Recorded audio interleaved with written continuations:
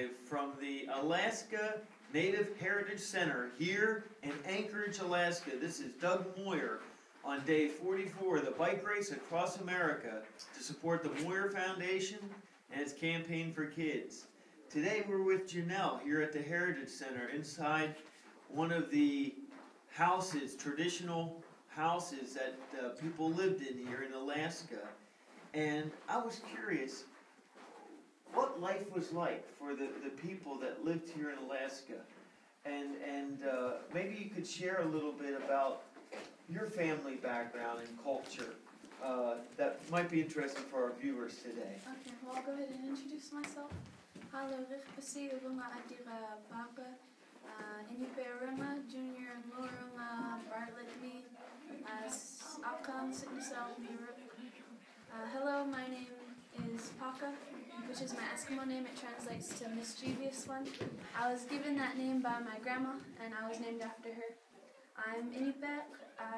My mom comes from Nome. I'll be a junior at Bartlett.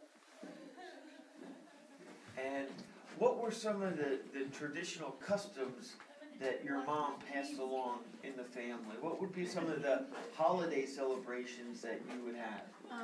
One things I remember about living in the village, we always had games that we'd play like during Christmas time, different things like that. Wonderful. And what type of foods did you enjoy? When family would come together, what type of foods would you enjoy? I really like berries. My favorite kind of berries are salmon berries. I really like muktak. What is that? The blubber and skin of bohagwa. Wow. And I hear that's pretty tasty. It's really good. And I've heard about squaw candy. Is that something that's popular? It's dried salmon or something like that? Or is that a regional thing? I'm not quite sure. Well, squaw candy is a regional snack that people enjoy, dried salmon. What are some of these items here on this table? They look pretty interesting. What would this be? This is a seal retrieving hook. We would use this out when we caught a seal. If the seal were to sink once we caught it, we would use this to catch it, because this right here would be a lot sharper, and it would hook onto the body. Wow. And what would be, for example, this item? Would that be used? That's a birch bark basket. At a birch, yeah. The tree. Isn't that amazing? And then you would use this for storage? Yeah, just like a regular bowl kind of basket thing. Wonderful. And this item here, is that used for cutting and baking? This is a traditional woman's knife. You may know it as a ulu or a ula.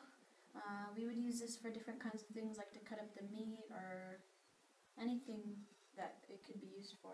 Oh, wonderful. Yeah, it was good to talk to you. Yeah, absolutely. And just out of curiosity, because a lot of my friends like myself don't know a lot about Alaskan culture, what would be some of the myths that today we talked about in the Heritage Center? They talked about igloos, and one of the myths they said is that all people that were native to Alaska lived in igloos, which wasn't true. Igloo means home or house, and they were primarily